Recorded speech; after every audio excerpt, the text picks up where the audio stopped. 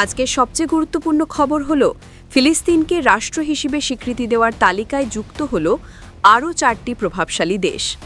গতকাল রোববার 21 সেপ্টেম্বর 2025 যুক্তরাজ্য, কানাডা এবং অস্ট্রেলিয়া আনুষ্ঠানিকভাবে ফিলিস্তিন রাষ্ট্রকে স্বীকৃতি দেওয়ার ঘোষণা দিয়েছে।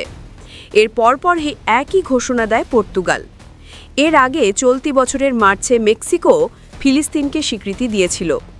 এই নতুন স্বীকৃতির মধ্য দিয়ে জাতিসংঘের 193টি সদস্য দেশের মধ্যে মোট 151টি দেশ ফিলিস্তিনকে রাষ্ট্র হিসেবে স্বীকৃতি জানালো। এই প্রভাবশালী দেশগুলোর আনুষ্ঠানিক স্বীকৃতি মধ্যপ্রাচ্যে টেকসই শান্তি প্রতিষ্ঠায় দ্বিরাষ্ট্রভিত্তিক সমাধানের দাবিকে আরও জোরালো করে তুলেছে। ফিলিস্তিন কর্তৃপক্ষ এবং স্বাধীনতাকামী সশস্ত্র সংগঠন হামাস এই পদক্ষেপকে স্বাগত জানিয়েছে।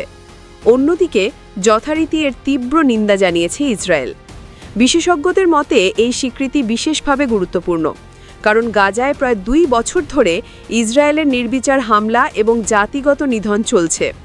চলমান সংঘাতে গাজায় নিহতের সংখ্যা এরই মধ্যে 65,000 ছাড়িয়ে গেছে। জাতিসংঘ স্বীকৃত খাদ্য নিরাপত্তা পর্যবেক্ষণ প্যানেল গাজায় দুর্ভিক্ষের কথা আনুষ্ঠানিকভাবে জানিয়েছে। বিশ্লেষকরা মনে করছেন, যুদ্ধ বন্ধে ইসরায়েলকে বাধ্য করতে আন্তর্জাতিক চাপ বৃদ্ধিতে এই স্বীকৃতি সহায়ক ভূমিকা রাখবে। জাতিসংঘের নিরাপত্তা পরিষদের 5টি স্থায়ী সদস্য দেশের মধ্যে কেবল যুক্তরাষ্ট্র ও ফ্রান্স এখনও ফিলিস্তিনকে স্বীকৃতি দেয়নি। তবে ফ্রান্স শিগগিরই স্বীকৃতি দেওয়ার পথে রয়েছে। যদিও ফিলিস্তিন 2012 সাল থেকে জাতিসংঘ সাধারণ পরিষদে সদস্য বহির্ভূত পর্যবেক্ষক রাষ্ট্র হিসেবে স্বীকৃতি পেয়েছে, পূর্ণ সদস্যপদ অর্জনের প্রস্তাবে গত বছর যুক্তরাষ্ট্র ভেটো দিয়েছিল। স্বাধীন ফিলিস্তিন রাষ্ট্রের প্রতি বাংলাদেশের সমর্থন বরাবরই উষ্ণ এবং ভ্রাতৃপ্রতিম। বাংলাদেশ সরকার ফিলিস্তিন স্বাধীনতার ঘোষণার পরদিন অর্থাৎ 1988 সালের 16 নভেম্বর ফিলিস্তিনকে রাষ্ট্র হিসেবে স্বীকৃতি দেয়। 1974 সালে মুসলিম জোট ওয়াইসি-এর দ্বিতীয় শীর্ষ সম্মেলনে জাতির জনক শেখ মুজিবুর রহমান এবং ফিলিস্তিনের অবিসংবাদিত নেতা ইয়াসির আরাফাতের মধ্যে প্রথম উচ্চ পর্যায়ের বৈঠক অনুষ্ঠিত হয়।